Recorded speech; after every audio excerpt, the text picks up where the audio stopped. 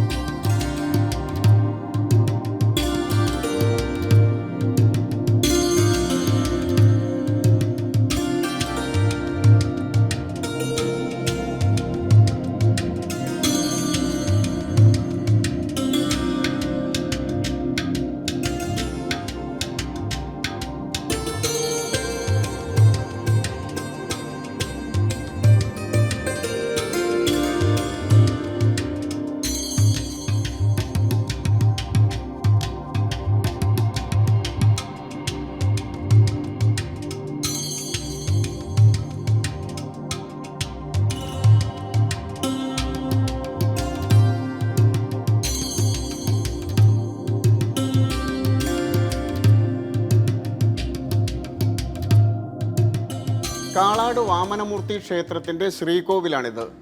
ഈ ശ്രീകോവിലിൻ്റെ തൊട്ട് മുന്നിൽ 2 ദ്വാരപാലകരുടെ ശില്പം നമുക്ക് കാണാം.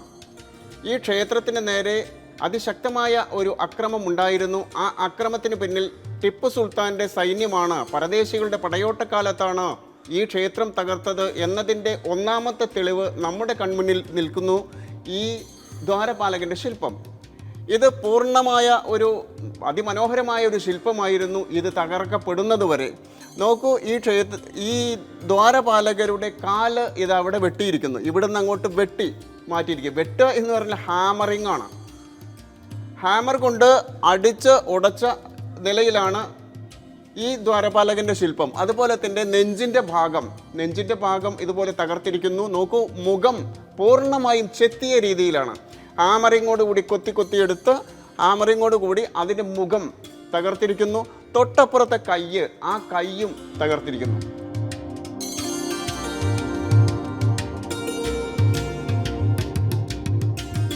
ഏതാണ്ട് ഒരു 5000 വർഷം പഴക്കം തോന്നിപ്പിക്കുന്ന ക്ഷേത്രമാണ്. ഈ ക്ഷേത്രത്തിന് 11 ഇല്ലങ്ങളുടെ ഊരായ്മ ക്ഷേത്രത്തിന് ഉണ്ടായിരുന്നു. ഈ ക്ഷേത്രത്തിൻ്റെ പ്രത്യേകത എന്താ വെച്ചാൽ, ഈ ക്ഷേത്രത്തിലെ ഊരാള കുടുംബത്തിലെ ഒരു അംഗമാണ്. ആ ഊരാള കുടുംബത്തിലെ ഒരു ഊരാള കുടുംബം തന്നെയാണ് ഈ ക്ഷേത്രത്തിലെ തന്ത്രി കുടുംബവും. ആ 2 കുടുംബങ്ങളിലെ മങ്ങാട്ടുമന എന്ന കുടുംബത്തിലെ ഒരു അംഗമാണ് ഞാൻ. ഈ ക്ഷേത്രത്തിൻ്റെ പ്രത്യേകത എന്താ വെച്ചാൽ, പ്രധാനമായിട്ടും വാമനമൂർത്തി സങ്കല്പമാണ് ഇവിടെ ഉള്ളത്. വാമനമൂർത്തിക്ക് പുറമെ 2 ശ്രീകോവിലുണ്ട്. അതായത് വാമനമൂർത്തിയുടെ പ്രധാന ശ്രീകോവിലും അത് അതിഥി ദേവിയുടെ ഒരു ശ്രീകോവിലുമുണ്ട്. അത് വളരെ കേരളത്തിൽ തന്നെ എൻ്റെ അറിവിൽ അതിഥി ദേവിയുടെ ഒരു അമ്പലം ഇല്ലെന്ന് പറയാം. എന്നുവെച്ചാൽ അതിഥി ദേവിക്ക് വാമനമൂർത്തിയുടെ രൂപം, അതായത് അവതാരം കിട്ടിയ ആ സങ്കല്പമാണ് ഇവിടെ നിന്ന് വരുന്നത്.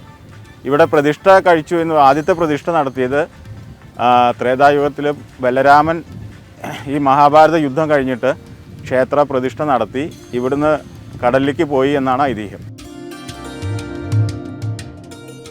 ഓം ദേവേശ്വരായ ദേവായ ദേവസംബോധികാരിണേ പ്രഭവേ സർവവേദാനാം വാമനായ നമോ നമ. ഈ ക്ഷേത്രത്തിൻ്റെ ഉൽപ്പത്തിയെ സംബന്ധിച്ചിടത്തോളം വില്ലമംഗലം സ്വാമിയാർ തൃശ്ശൂരിലെ മുകുന്ദപുരം താലൂക്കിൽ കൊടുങ്ങല്ലൂരിനും മാളയ്ക്കിടയിലുള്ള പുത്തൻചിറ എന്ന ഗ്രാമത്തിലായിരുന്നു വില്ലമംഗലം സ്വാമിയാർ. അവിടെ പൂർവാശ്രമമായിരുന്നു. സന്യാസ ദീക്ഷയ്ക്ക് ശേഷം അദ്ദേഹം ഇവിടെ അടുത്തുള്ള തവനൂരിലേക്ക് അദ്ദേഹം താമസം മാറ്റുകയും അവിടെ തപസ്സി എന്നറിയപ്പെട്ടിരുന്ന സന്യാസിമാരുടെ ഗ്രാമമായിരുന്നു. ഈ സന്യാസിമാരുടെ ഗ്രാമം പിന്നീട് തപ്പന്നൂർ എന്നാവുകയും ഈ തപ്പന്നൂരിൽ നിന്ന് തവനൂർ എന്നായി മാറുകയാണ് ഉണ്ടായത്.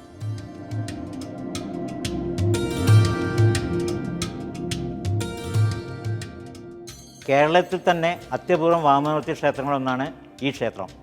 നമുക്കറിയാം, ഈ ക്ഷേത്രത്തിന് പുരാതനമായൊരു ചരിത്രം ഉണ്ടായിരുന്നു, സുവർണ്ണ കാലഘട്ടം ഉണ്ടായിരുന്നു. അത് നമ്മൾ 921 മലബാർ കലാപത്തിൻ്റെയും ടിപ്പുവിൻ്റെ പടയോട്ടത്തിലും ക്ഷേത്രത്തിന് ഒരുപാട് നാശനഷ്ടം സംഭവിച്ചിട്ടുണ്ട്. അതിൻ്റെ ജീവിക്കുന്ന തെളിവുകൾ നമുക്ക് ഇവിടെ തന്നെ കാണാൻ പറ്റും.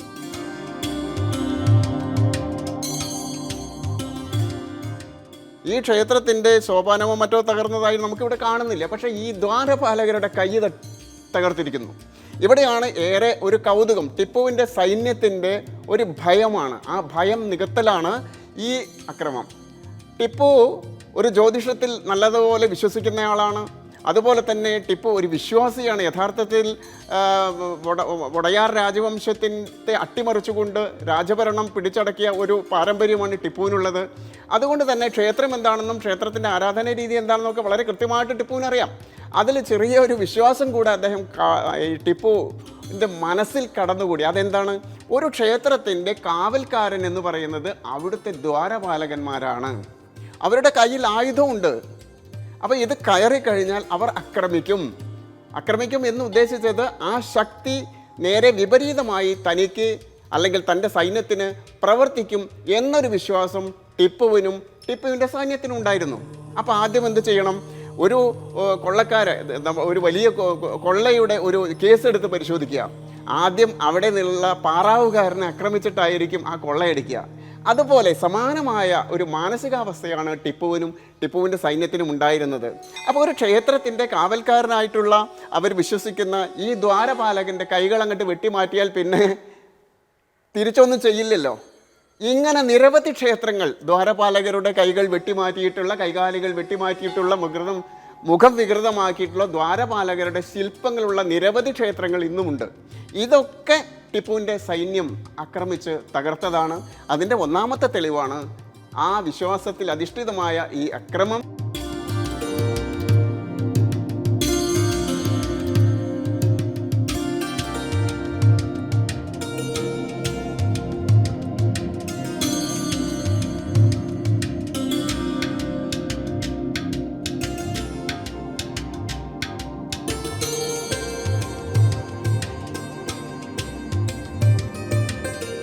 കാളാട് വാമനമൂർത്തി ക്ഷേത്രത്തിൻ്റെ ശ്രീകോവിലിൻ്റെ മുന്നിലുള്ള രണ്ടാമത്തെ മറ്റൊരു ദ്വാരപാലകൻ്റെ ശില്പം തകർത്ത ഒരു കാഴ്ചയാണ് നമുക്കിവിടെ കാണാൻ സാധിക്കുക. ഇതിൻ്റെ കാലിൻ്റെ പാദം തകർത്തിട്ടുണ്ട്. അതുപോലെ തന്നെ നെഞ്ചിൻ്റെ ഭാഗം തകർത്തിരിക്കുന്നു. അതുപോലെ തന്നെ കൈ വെട്ടിമാറ്റിയിരിക്കുന്നു. അങ്ങനെ ഈ രണ്ട് ശില്പവും തകർത്ത നിലയിലാണ്. മാത്രമല്ല, അക്കാലത്തെ പടയോട്ടക്കാലത്ത് തകർത്ത അല്ലെങ്കിൽ 1921 കാലഘട്ടത്തിൽ ഈ ക്ഷേത്രത്തിനുണ്ടായ അക്രമത്തിൻ്റെ ഒക്കെ അവശിഷ്ടങ്ങളായിട്ട് വിവിധ ഭാഗങ്ങളിൽ, ഈ ക്ഷേത്രത്തിൻ്റെ പല ഭാഗങ്ങളിലും ഇതിൻ്റെ അവശിഷ്ടങ്ങളുണ്ട്. അതുപോലെ തന്നെ ഇതിൻ്റെ തൊട്ടടുത്ത് അതിഥി ദേവിയുടെ ഒരു ക്ഷേത്രമുണ്ട്. ആ ക്ഷേത്രത്തിൻ്റെ മുന്നിലെ ദ്വാരപാലകരുടെ ശില്പങ്ങളും സമാനമായ രീതിയിൽ വളരെ മോശമായ രീതിയിൽ അത് ടിപ്പുവിൻ്റെ പടയോട്ടക്കാലത്ത് ആ സൈന്യം തകർത്ത ഒരു കാഴ്ചയുണ്ട്. ആ കാഴ്ച കൂടി ഞാൻ നിങ്ങളെ കാണിക്കാം.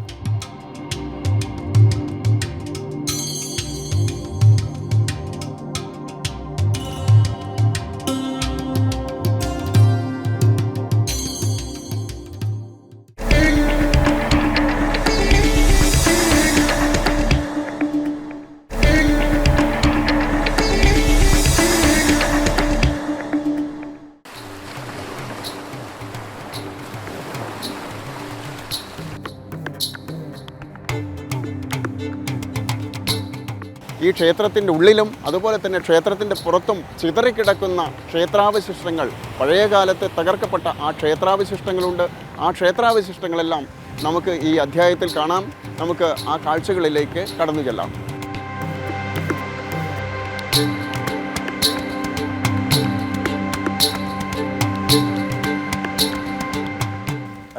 ഈ ക്ഷേത്രത്തിലെ പ്രധാന ശ്രീകോവിലായ വാമനമൂർത്തിക്ക് പുറമെ ഉപ ശ്രീകോവിലായിട്ട് തുല്യ പ്രാധാന്യമായിട്ട് തന്നെ അതിഥി ദേവിയുടെ ശ്രീകോവിലുമുണ്ട്. ഈ അതിഥി ദേവിയുടെ പ്രതിഷ്ഠ വളരെ വിരളമായിട്ട് കാണപ്പെടുന്ന ഒരു പ്രതിഷ്ഠയാണ്. അത് കേരളത്തിൽ തന്നെ ആകെ ഇവിടെ മാത്രമേ എൻ്റെ അറിവിൽ ഉള്ളൂ.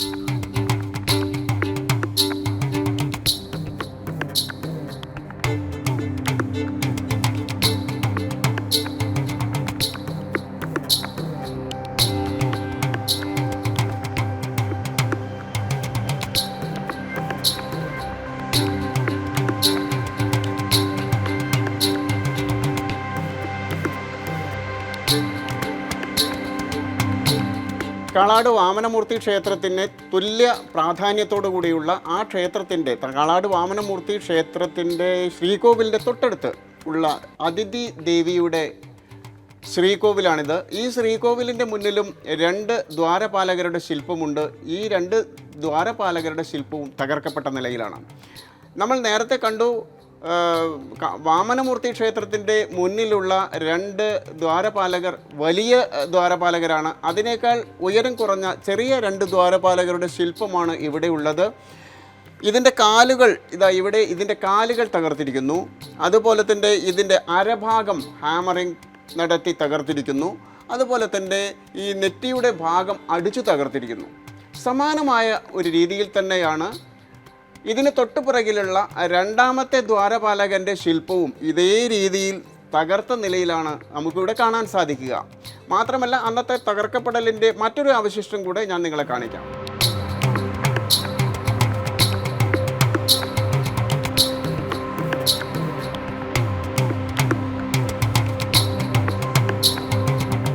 കാളാട് വാമനമൂർത്തി ക്ഷേത്രത്തിൽ നടന്ന അതിക്രൂരമായ ക്ഷേത്ര ധ്വംസനത്തിൻ്റെ ചില അടയാളങ്ങളാണ് ഇപ്പോൾ എൻ്റെ സമീപത്തുള്ളത്. ഈ കാണുന്ന കരിങ്കൽ കഷണങ്ങൾ ക്ഷേത്രത്തിൻ്റെ ശ്രീകോവിലിൽ നിന്നും ഉള്ള ഓവിൻ്റെ അവശിഷ്ടങ്ങളാണ്. ഈ ഓവ് അടിച്ചു തകർത്തതിൻ്റെ അടയാളം ഇപ്പോഴും വാമനമൂർത്തി ക്ഷേത്രത്തിൻ്റെ ശ്രീകോവിലിൻ്റെ വടക്ക് ഭാഗത്ത് ഇപ്പോഴും നമുക്ക് കാണാം. അത് അടിച്ചുടച്ചതിൻ്റെ അവശിഷ്ടങ്ങളാണിത്. ഇത് അതിൽ നിന്ന് നേരെ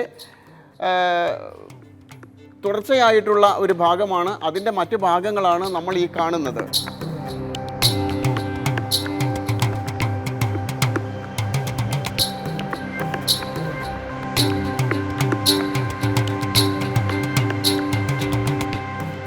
ക്ഷേത്രത്തിലെ ഒരുപാട് ഓർമ്മിക്കാൻ പറ്റിയ ജീവിക്കുന്ന തെളിവുകളുണ്ടായിരുന്നു.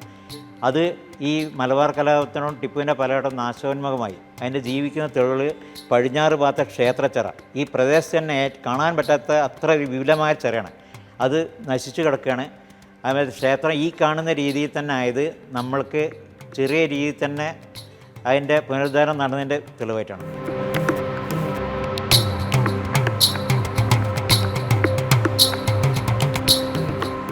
ഗുരുവായൂർ ക്ഷേത്രത്തിലെ ഓദിക്ക കുടുംബം 4 ഓദിക്ക കുടുംബങ്ങളിലെ ഒരു കുടുംബമാണ് ഞങ്ങളുടെ കുടുംബം. ഞങ്ങൾ ഓദിക്കൻ പ്രവൃത്തി തുടങ്ങാൻ വേണ്ടി ഗുരുവായൂർ അമ്പലത്തിൽ പൂജ ചെയ്യുന്നതിന് മുമ്പായിട്ട് വിഷ്ണുവിൻ്റെ സപരിവാരം പൂജ നമ്മൾ കാളാട് അമ്പലത്തിൽ ചെയ്തതിന് ശേഷമാണ് ഞങ്ങൾ ഓരോരുത്തരും ഗുരുവായൂർ അമ്പലത്തിൽ പൂജ തുടങ്ങുക.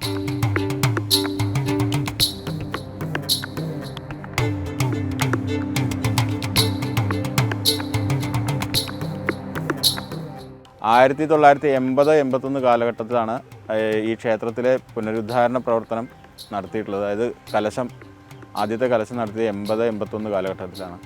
അതിനുശേഷം ക്ഷേത്രത്തിൽ വളരെയധികം അഭിവൃദ്ധികളുണ്ടായെങ്കിലും ഇപ്പോഴും അത് ക്ഷേത്രം നിൽക്കുന്ന സ്ഥലം ഒഴികെ ബാക്കിയെല്ലാം അന്യാധീനപ്പെട്ടു പോയി. ക്ഷേത്രത്തിൻ്റെ നിത്യനിദാനം ഇപ്പോൾ കൈകാര്യം ചെയ്യുന്നത് ക്ഷേത്ര പരിസരത്തുള്ള കമ്മിറ്റി, പരിസരവാസികളായ നല്ല ഭക്തരായ ജനങ്ങളാണ്. അവരൊരു കമ്മിറ്റി രൂപീകരിച്ച് കമ്മിറ്റിയാണ് ഇപ്പോൾ ക്ഷേത്രത്തിൻ്റെ നിത്യനിദാനം നടത്തി വരുന്നത്.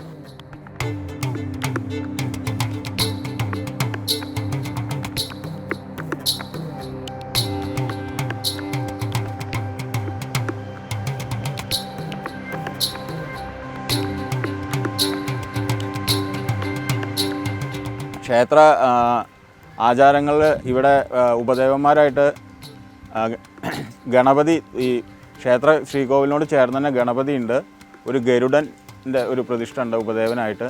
പിന്നെ പുറത്ത് ഒരു അയ്യപ്പൻ്റെ അമ്പലം, അയ്യപ്പസ്വാമി പൂർണ്ണ പുഷ്കലായിട്ടിരിക്കുന്ന അയ്യപ്പസ്വാമി, അതേപോലെ ദമ്പതി രക്ഷസുണ്ട്, നാഗങ്ങളുടെ ഒരു ഇതുണ്ട്.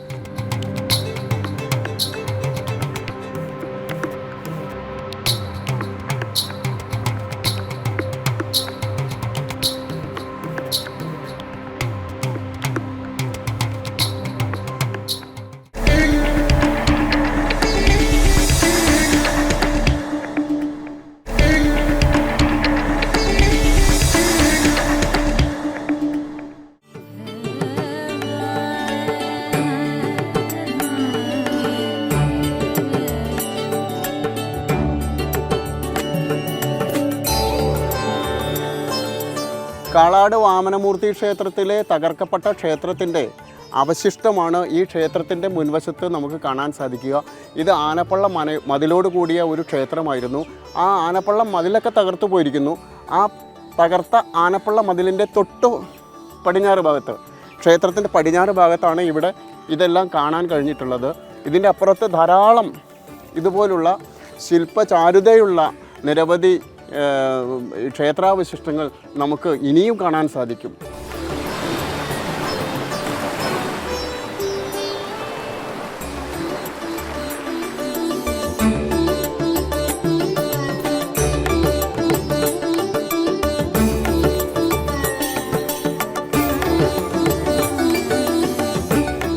കാളാട് വാമനമൂർത്തി ക്ഷേത്രത്തിൻ്റെ ഐതിഹ്യവും ചരിത്രവും പരിശോധിക്കുമ്പോൾ അവിടെയുള്ള വഴിപാടുകൾക്ക്, ചില ഫലസിദ്ധികൾക്ക് വളരെയധികം പ്രാധാന്യമുണ്ട്. കേരളത്തിൽ ഒരിക്കലും കേൾക്കാത്ത ഒരു പഴം പൊങ്കാല എന്ന് പറയും. എല്ലായിടത്തും പൊങ്കാല നടക്കുന്ന ഒരു കാലമാണ്, പക്ഷെ പഴം പൊങ്കാല നമ്മൾ കേട്ടിട്ടില്ല. ആ പഴം പൊങ്കാല നടക്കുന്ന ഒരു ക്ഷേത്രം കൂടിയാണിത്.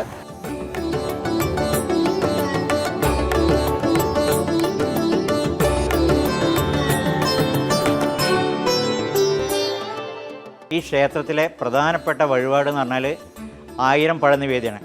നേന്ത്രപ്പഴമാണ് ഇവിടെ വേവിച്ചിട്ട് 2 ഭാഗം കട്ട് ചെയ്ത് വേവിച്ചിട്ട് ദേവന് നേദിക്കലാണ്. തുല്യമായിട്ടാണ് നിവേദിക്കേണ്ടത്. നമ്മൾ ഒരു നെയ്വിളക്ക് കൂടെ കത്തിച്ചാൽ അതേമാതിരി അതിഥി ദേവിക്കും അതേമാതിരി ചെയ്യണം. തുല്യ പ്രാധാന്യമാണ്. ഒരേമാതിരി എന്ത് വഴിപാടും ഒരേമാതിരി തന്നെ ചെയ്യണം. ഇവിടുത്തെ സങ്കല്പം എങ്ങനെ വെച്ചാൽ, നമുക്ക് ഉണ്ണികൾ ഇല്ലാതിരിക്കുന്നവർ ഇവിടെ ഒരു പ്രധാന വഴിപാടായ 1000 പഴം എന്ന ഒരു നിവേദ്യം കഴിച്ചാൽ അത് ഫലവത്താവും എന്നാണ് വിശ്വാസം. ഉദ്ദിഷ്ട കാര്യത്തിന് നമ്മൾ എന്ത് കാര്യം, വിവാഹം, തൊഴിൽ തടസ്സം, തൊഴിൽ കിട്ടായ്മ, അതുപോലെ നമുക്ക് മറ്റുള്ള കുടുംബത്തിൽ വരുന്ന എല്ലാ പ്രശ്നങ്ങൾക്കും നമ്മൾ 1 കിലോ പഴം നമ്മൾ ഇവിടെ നിവേദിച്ചിട്ട് ഭഗവാനോടത് വാങ്ങാൻ വരുന്ന നിമിഷം നമ്മൾ മനമൊരുക്കി പ്രാർത്ഥിക്കുക. അതായത് ഇനി എൻ്റെ ഈ ഉദ്ദിഷ്ട കാര്യം സാധിച്ചാൽ ഞാൻ 1 കൊല പഴം ഞാൻ ഇവിടെ നിവേദ്യമായി സമർപ്പിച്ചോളാം എന്ന് പ്രാർത്ഥിച്ചു പോകുന്ന എല്ലാ ഭക്തജനങ്ങൾക്കും ആ ഉദ്ദിഷ്ടകാര്യം സാധിച്ചതായിട്ടാണ് ഇന്ന് നമുക്ക് കാണാൻ കഴിയുന്നത്. അത് കാരണം അങ്ങ് ദൂരെ നിന്ന് പോലും നമുക്ക് ഇപ്പോഴും വഴിപാടുകൾ വന്നുകൊണ്ടിരിക്കുകയാണ്.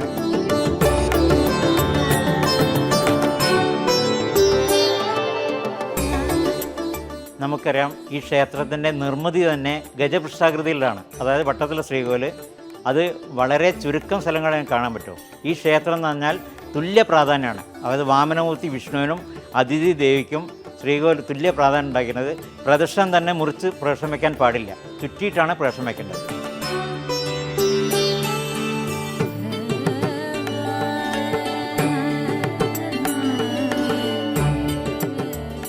വില്ലുമംഗലം സ്വാമിയാർ ഒരു യാത്രക്കിടയിൽ ഇവിടെ വരാൻ ഇടയാവുകയും അദ്ദേഹം തുളസി, അന്ന് വന്നപ്പോൾ പൂജയ്ക്ക് തുളസി ഇല്ലാത്തതിനാൽ അദ്ദേഹം ഇവിടെ ഒരു വരം നൽകിയിട്ടാണ് പോയത്. അതായത് ഈ കാളാട് അമ്പലത്തിൽ പരിസരത്ത് തുളസി ചെടികൾ എപ്പോഴും ഉണ്ടാവും.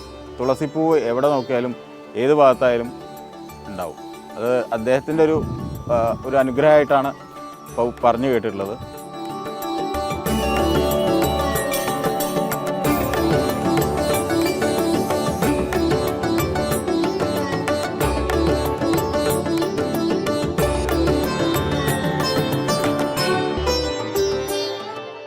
നമ്മളെ പടയോട്ടക്കാലത്ത് ഈ ക്ഷേത്രത്തിൻ്റെ ഒരുപാട് തകർച്ച ഉണ്ടായിരുന്നു. വിഗ്രഹത്തിനടക്കം തകർച്ച ഉണ്ടായിരുന്നു. അത് 99-2000 കാലഘട്ടത്തിൽ കലശം നടക്കുന്ന സമയത്താണ് വിഗ്രഹത്തിൻ്റെ കേടുപാട് സംഭവിച്ചത്. ഇപ്പോഴും ദ്വാരപാലകന്മാർക്കുള്ള തകരാറ്, പൊട്ടുള്ളതൊക്കെ എപ്പോഴും ജീവിക്കുന്ന തെളിവുകൾ തന്നെയാണ്. അതിനുശേഷം ഈ കാണുന്ന രീതിയിൽ, ചെറിയ രീതിയിൽ നമ്മൾ ഈ ക്ഷേത്ര കമ്മിറ്റി ഈ രീതിയിലെ പുനരുദ്ധാരണം നടത്തിയിട്ടുള്ളത്. പിന്നെ അത് പ്രധാനപ്പെട്ട ദിവസം ഈ ക്ഷേത്രത്തിലെ പ്രതിഷ്ഠാ ദിനമാണ്. അത് ഇടവമാസത്തിലെ മകീരം നാളിലാണ്. അന്നും വിപുലമായ രീതിയിൽ ശുദ്ധികളും ചടങ്ങുകളും സമൂഹമായിട്ട് വിപുലമായ ചടങ്ങുകൾ നടത്തുന്നു.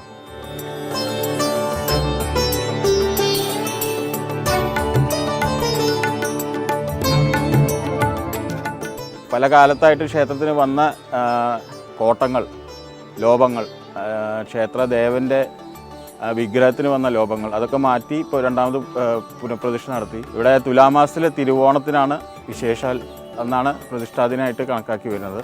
പ്രതിഷ്ഠാദിനത്തിന് അനുബന്ധമായിട്ട് നവകം പഞ്ചവ്യം, അതേപോലെ 1000 പഴം, അതേപോലെ പഴംപൊങ്കാല എന്നീ വഴിപാടുകളാണ് ഇപ്പോൾ പ്രധാനമായിട്ട് നടത്തി വരുന്നത്. പഴംപൊങ്കാല അതിഥി ദേവിക്കാണ് ഞങ്ങൾ സമർപ്പിക്കുന്നത്. 1000 പഴം വാമനമൂർത്തി ദേവൻ. ക്ഷേത്ര വിശ്വാസപ്രകാരം വാമനമൂർത്തിയും അതിഥി ദേവിയും ഉള്ള ഒരു ക്ഷേത്രം കേരളത്തിൽ തന്നെ വളരെ അപൂർവമായിട്ടുള്ളതാണ്. മഹാക്ഷേത്രത്തിൽ ഉൾപ്പെടുത്താവുന്ന ഒരു ക്ഷേത്രമാണ് ഈ കാളാട് ശ്രീ വാമനമൂർത്തി ക്ഷേത്രം.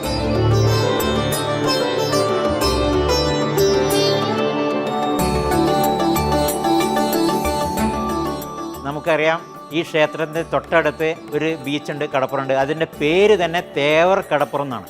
ഒരു കാലത്ത്, പുരാതന കാലത്ത് പറഞ്ഞു കേട്ട ഐതിഹ്യപ്രകാരം ഈ ക്ഷേത്രത്തിൽ ആറാട്ട് നടന്നത്. ആറാട്ട് നടന്ന് ആ കടപ്പുറത്ത് വെച്ച് പോയിട്ടായിരുന്നു ആറാട്ട് നടന്നത്. അതിൻ്റെ പേരിലാണ് അതിൻ്റെ പേര് തന്നെ തേവർ കടപ്പുറം എന്നുള്ള പേര് വന്നിരിക്കുന്നത്. അപ്പോൾ എന്താ വെച്ചാൽ നമ്മൾ ഈ ക്ഷേത്രത്തിന് ഒരുപാട് നാശനഷ്ടങ്ങൾ വന്നിരുന്നു. അതിൻ്റെ പടിഞ്ഞാറ് ഭാഗത്ത് ടിപ്പു സുൽത്താൻ റോഡ് എന്നുള്ള റോഡുണ്ട്. അതിൻ്റെ പേരും ടിപ്പുവിൻ്റെ പേര് തന്നെ റോഡിനെ നെട്ടിക്കണത്. ഇത് ജസ്റ്റ് 1 കിലോമീറ്റർ ഉള്ളൂ. അത് കഴിഞ്ഞാൽ ബീച്ചാണ്. ആ റോഡാണ് ടിപ്പു സുൽത്താൻ റോഡ് എന്നുള്ളത്. ക്ഷേത്രം 1 കിലോമീറ്റർ ജസ്റ്റ് ദൂരെ തന്നെയാണ്.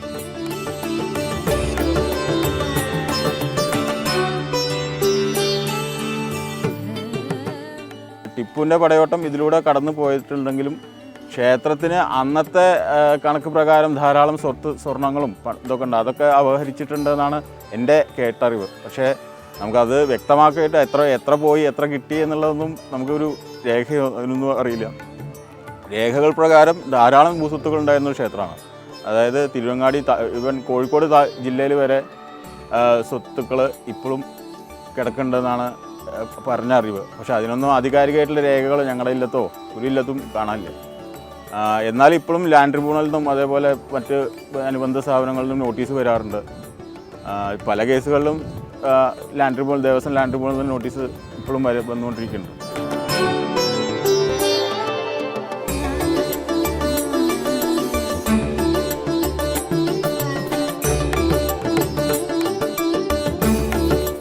ഈ ക്ഷേത്രത്തിൽ നമ്മുടെ മുന്നിൽ ഈ കമ്മിറ്റിക്ക് ഒരുപാട് കാര്യങ്ങൾ ചെയ്തു തീർക്കാനുണ്ട്. സാമ്പത്തിക പരാധീനതകൾ മൂലം നമ്മൾ ക്ഷേത്രത്തിൻ്റെ ദൈനംദിന കാര്യങ്ങൾ തന്നെ ബുദ്ധിമുട്ടായി നീങ്ങിക്കൊണ്ടിരിക്കുകയാണ്. എന്താ നമുക്ക് കമ്മിറ്റി ദേവസ്വം കാര്യങ്ങൾ വരുമാനമൊന്നും തരുന്നില്ല, ധനസഹായം തരുന്നില്ല. അപ്പോൾ എന്താ വെച്ചാൽ നമ്മൾ ശമ്പളം, മറ്റു കാര്യങ്ങളൊക്കെ ദൈനംദിന കാര്യങ്ങൾക്ക് ബുദ്ധിമുട്ട്. ഞങ്ങളുടെ മുന്നിൽ ഒരുപാട് പദ്ധതികളുണ്ട്. ചുറ്റമ്പലമൊക്കെ അതേമാതിരി തന്നെ ചോർന്ന് കിടക്കുകയാണ്. അപ്പോൾ ചുറ്റമ്പലമൊക്കെ ഓട് മേഞ്ഞ് കുറച്ച് ട്രസ്റ്റ് വർക്ക് ചെയ്യാനുണ്ട്. അതേമാതിരി പ്രദക്ഷിണ വഴി ഒക്കെ പാടെ നശിച്ച് കിടക്കുകയാണ്. ആ വഴിയൊക്കെ ഒന്ന് ശരിയാക്കാനുണ്ട്. അങ്ങനെ എന്ന മാതിരി തന്നെ ഒരു ചിറ ഏറ്റവും വലിയ കാലാടിയിൽ നിന്ന് ഏറ്റവും വലിയ ദേവൻ്റെ ക്ഷേത്രമാണ്. ദേവൻ കുളിക്കുന്ന ചിറയാണ്. അപ്പോൾ ചിറ ഞങ്ങൾ കഴിഞ്ഞ പ്രാവശ്യം ഞങ്ങൾ അത് ചെറിയ റിപ്പയർ ചെയ്തു. അപ്പോൾ ഇനി അത് മലയെട്ടി സംരക്ഷിക്കേണ്ട ഒരു ചുമതലയും കൂടിയുണ്ട്. അപ്പോൾ അതിനൊക്കെ കുറേ പൈസ സാമ്പത്തികമായിട്ട് വളരെയധികം പിന്നോക്കാണ്.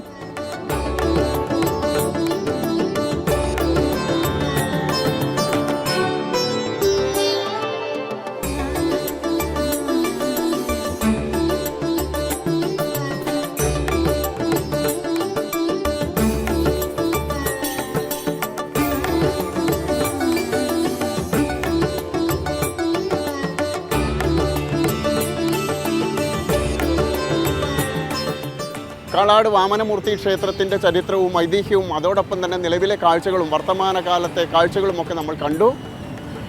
പുതിയ ഒരു ക്ഷേത്രത്തിൻ്റെ വിശേഷങ്ങളുമായി അടുത്ത അധ്യായത്തിൽ കാണും വരേക്ക് എല്ലാവർക്കും നമസ്കാരം.